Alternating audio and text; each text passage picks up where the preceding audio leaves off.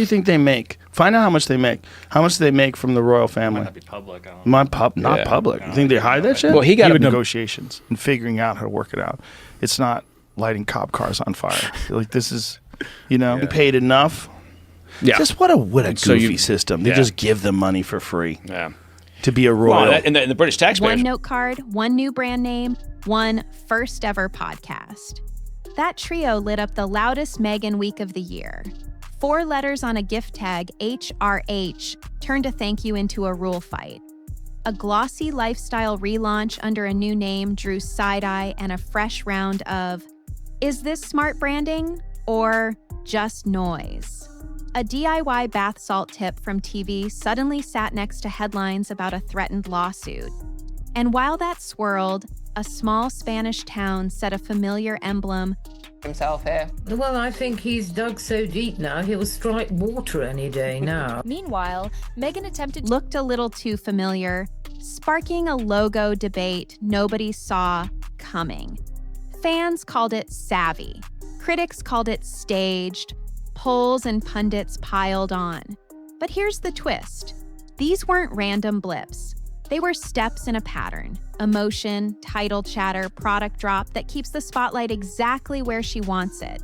So the question isn't why now, it's what's the next move and who really benefits when the story won't cool down? She didn't pick a red carpet or a royal briefing.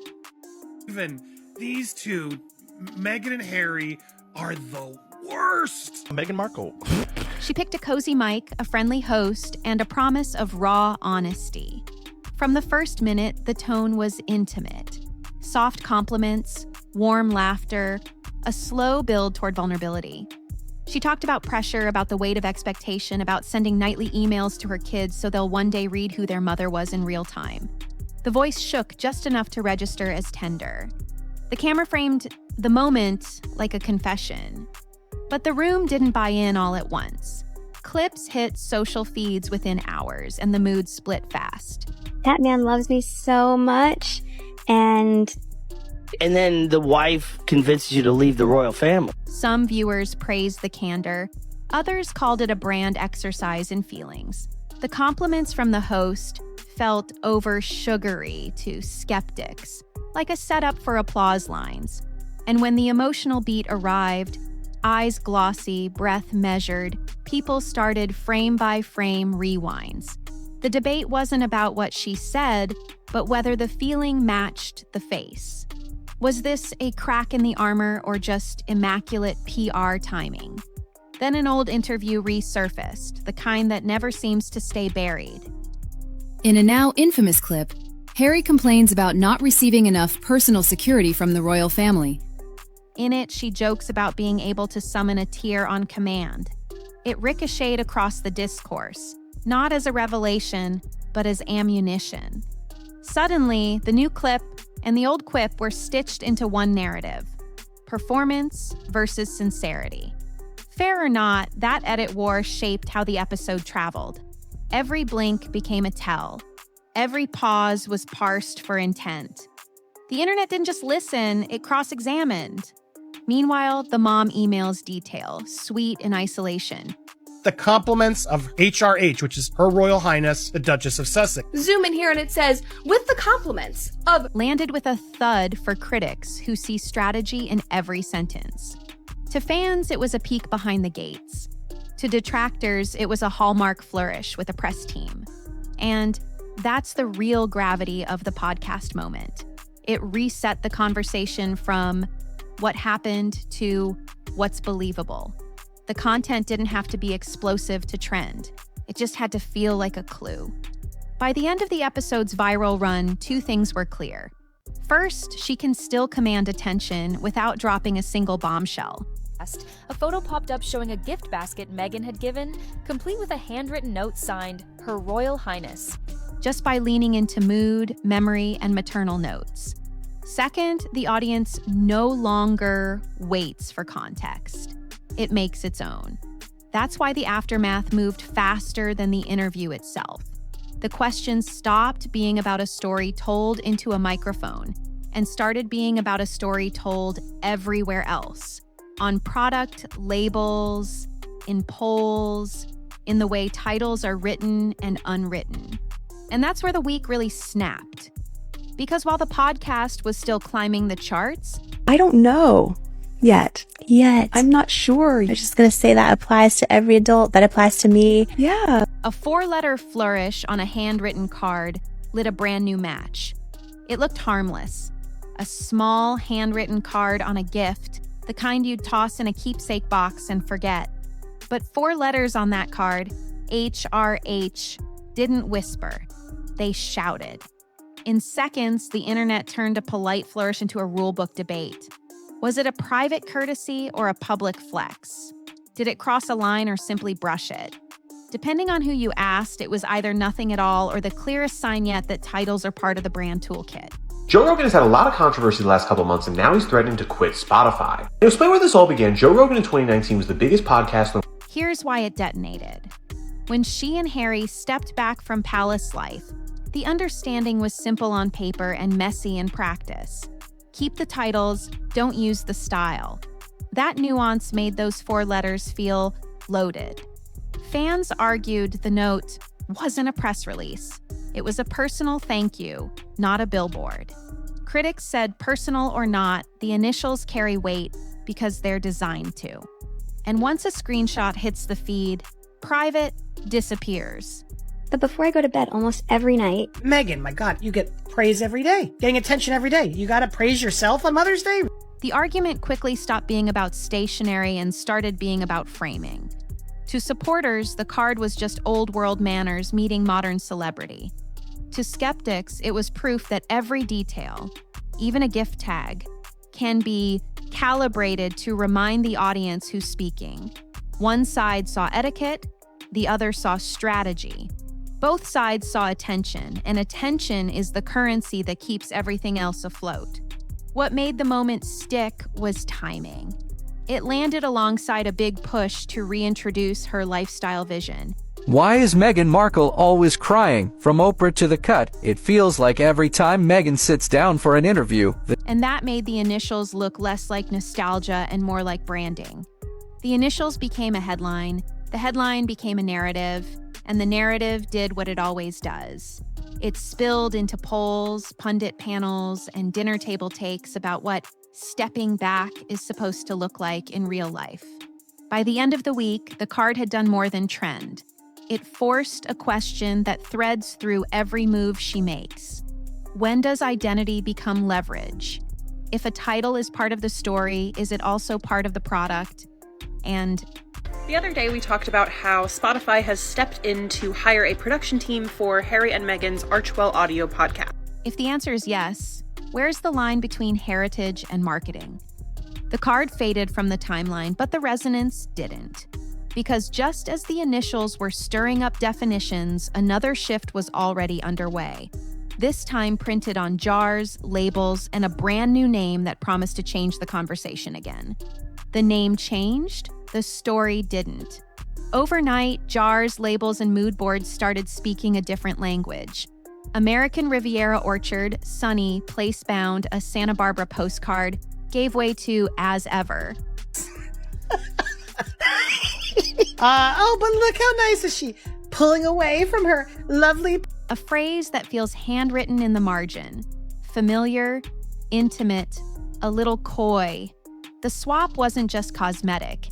It reset expectations. The first name sounded like a farmer's market. The new one sounds like a letter you keep. The pitch shifted too. Less lifestyle empire, more quiet ritual.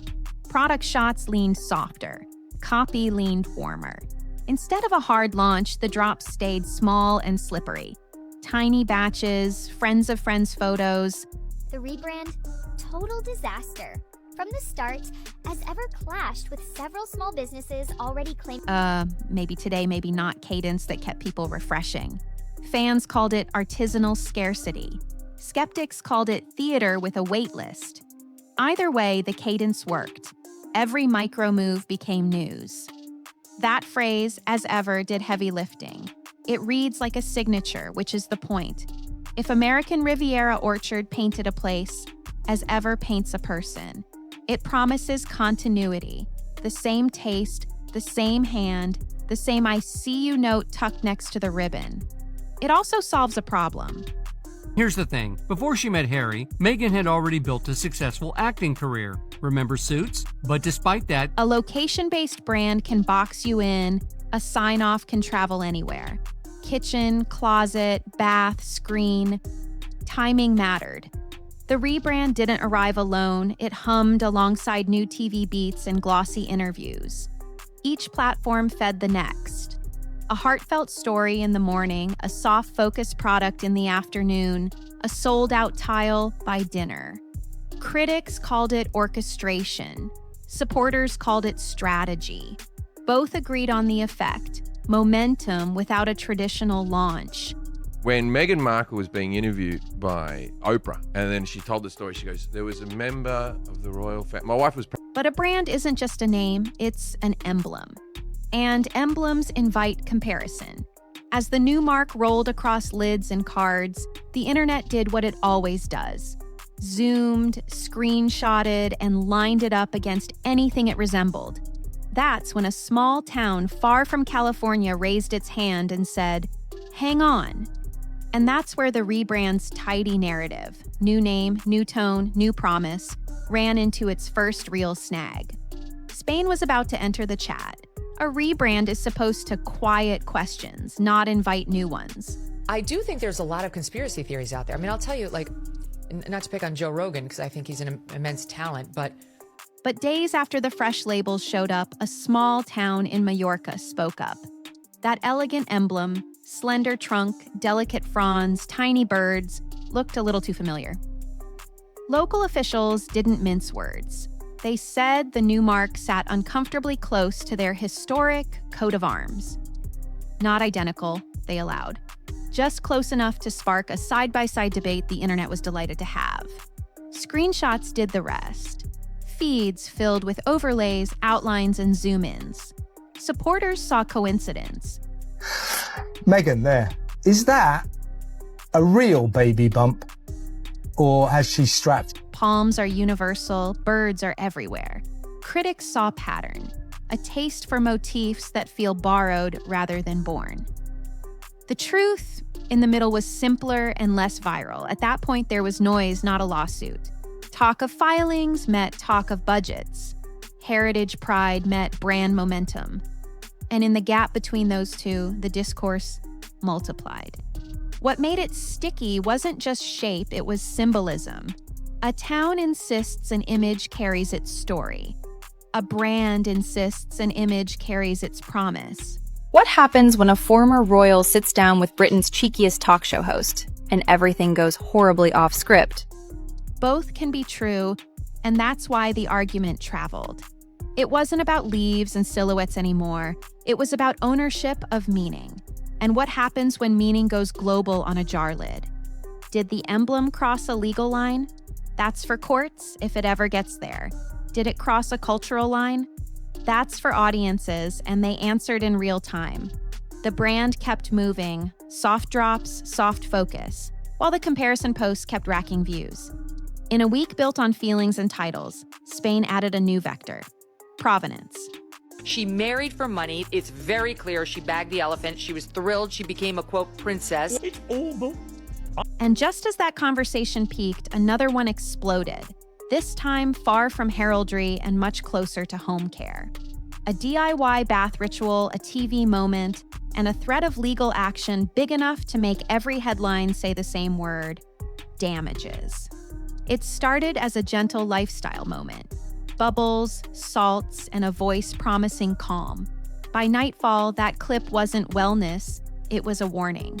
A Maryland woman stepped forward claiming a bath salt blend she says she tried after seeing it on screen left her with serious complications.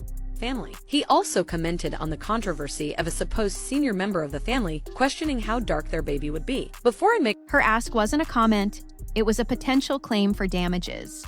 And suddenly a home spa scene was sitting under a legal spotlight. Here's the line to hold: these are allegations, not findings. At the time the story broke, no lawsuit had been filed in court. What existed was a threat of action and a pile of headlines built on the possibility. The woman's account circulated fast, amplifying specific health conditions that could make any DIY remedy risky.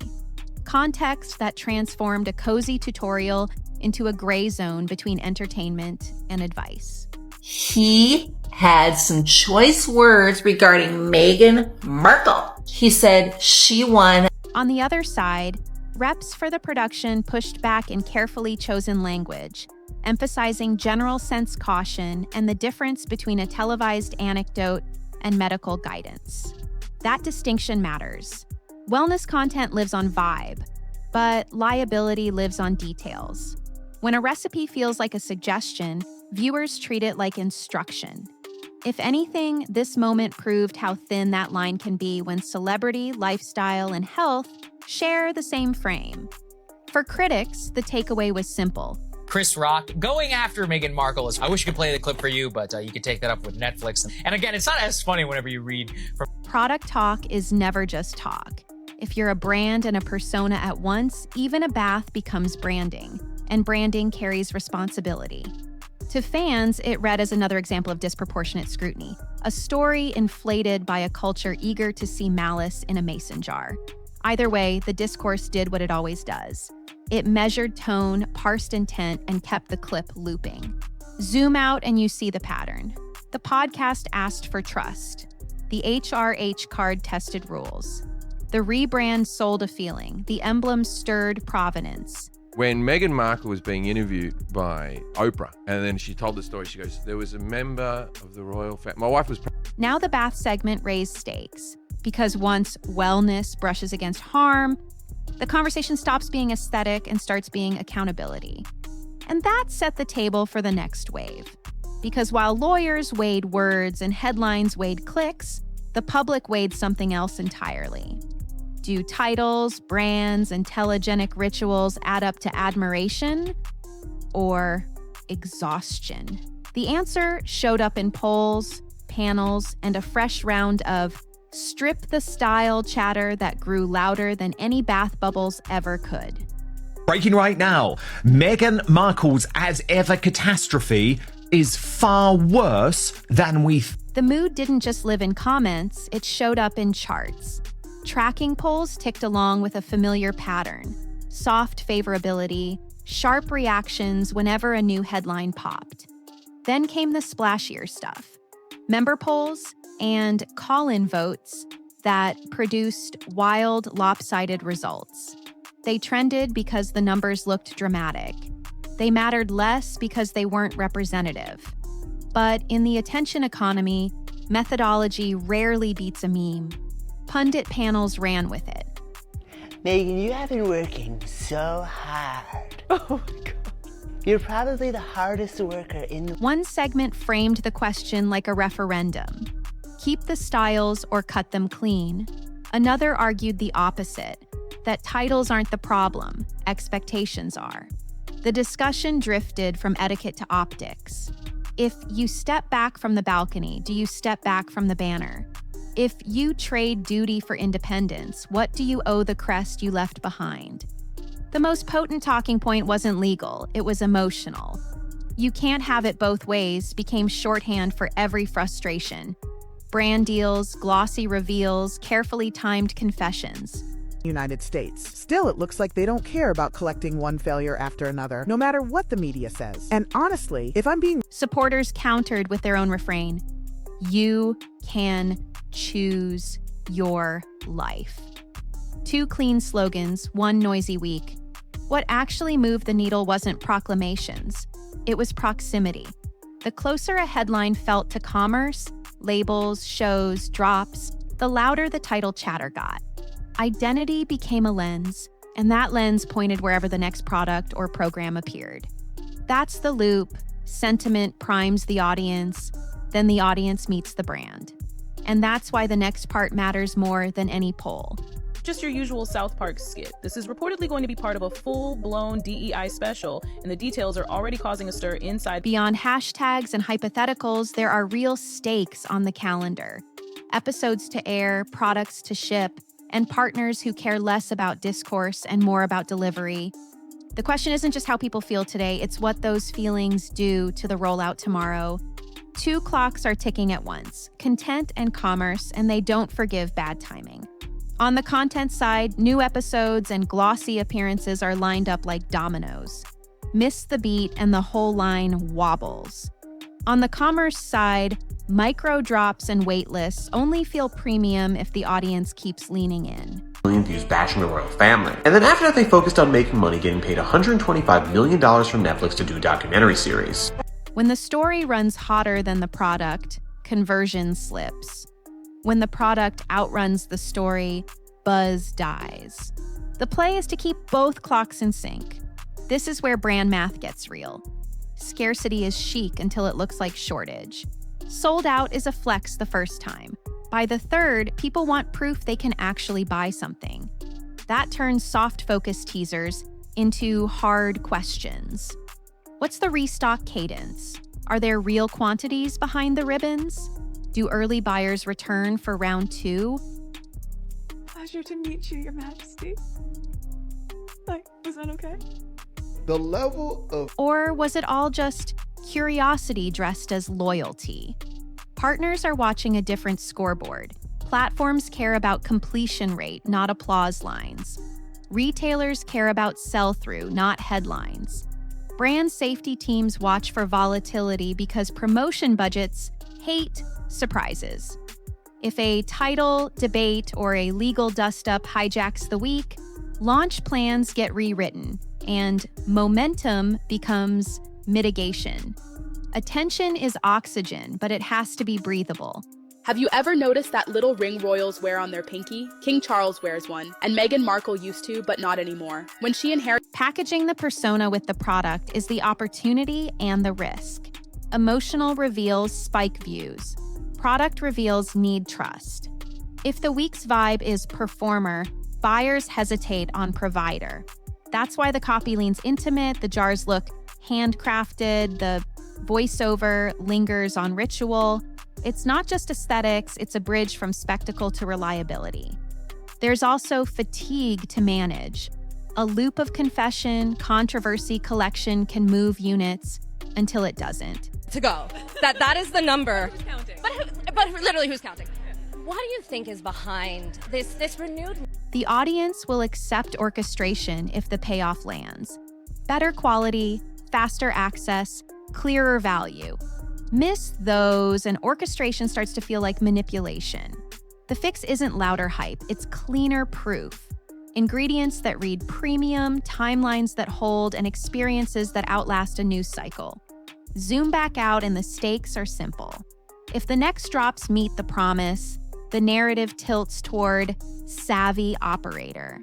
If they stumble, the same moves get relabeled PR stunts. I gotta tell you, this is the most normal thing in the show. As Meghan has these guests over and they're preparing food and stuff, you just have this unsettling feeling like you don't. That's the knife edge she's walking. Every post can sell a feeling, only delivery can sell a brand. And that brings us to the bigger question the week accidentally answered. Is this a string of accidents or a repeatable system? Because if it's a system, there's a final lever that explains why the spotlight never really cools. Strip away the names and you're left with a machine. It hums in a simple rhythm. Share a feeling, light a debate over status or symbolism, drop a product, ride the argument, repeat. The first beat humanizes, the second polarizes. I don't know if you guys have seen this video. It's been around for a minute.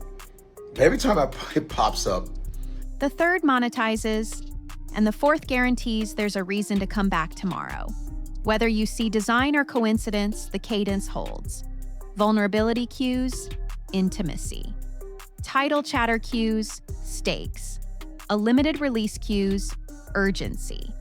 The discourse stitches them together so tightly that the audience can't separate story from store. That's the leverage. In the court of perception, volume often outruns verdicts. If the week is loud, the feed is fed.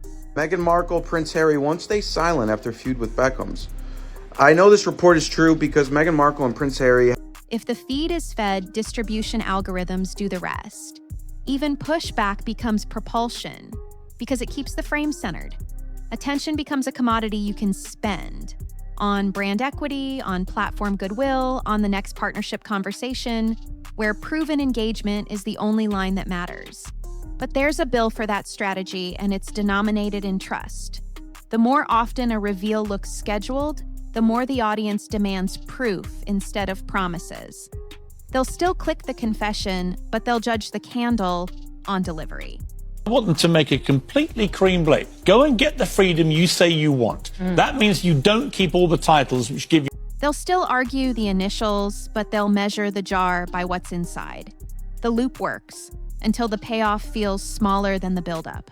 At that point, the same choreography starts reading as choreography, not connection. So the real question isn't whether the pattern exists, it's who owns it.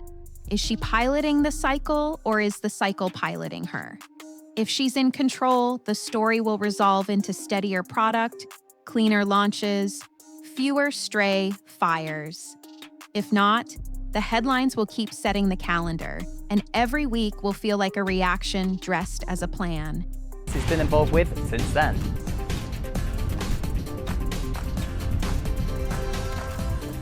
Either way, the takeaway is the same. The spotlight isn't an accident, it's a system. And that brings us to the close. Because when titles, trademarks, and TV all pull on the same thread, you don't just get a noisy week, you get a playbook. The only thing left is the answer that actually matters. Does the payoff justify the pattern? Or has the pattern started to tax the payoff? Titles, trademarks, and TV weren't random headlines. They were gears in the same machine. The soft confession primed attention. To this. The decision that I have made for my wife and I to step back is not... The HRH flair set stakes. The rebrand chased intimacy. The emblem debate tested provenance. And the bath ritual raised accountability. Whether you read it as orchestration or momentum, the outcome's the same. A feedback loop where story and store feed each other. The real hinge now is trust. If the next drops deliver, clear value, clean launches, fewer stray fires, the narrative tilts toward savvy operator. If not, the same moves start reading as noise. So here's the question I'll leave you with. Even if Meghan and Harry decided to ask, is she piloting the cycle, or is the cycle piloting her? If the answer shifts in the coming weeks, you'll see it not in headlines, but in execution. Stock that ships, promises that hold, and a calmer news ticker. If you're into deep dives that cut through hype and receipts that actually matter, hit subscribe, tap the bell, and drop your take below. What part of this week changed your mind, if any? I'm reading every comment. And if you want the next chapter, stick around. We're unpacking how limited drops became the most powerful PR tool in celebrity branding. What works, what backfires, and how audiences spot the difference.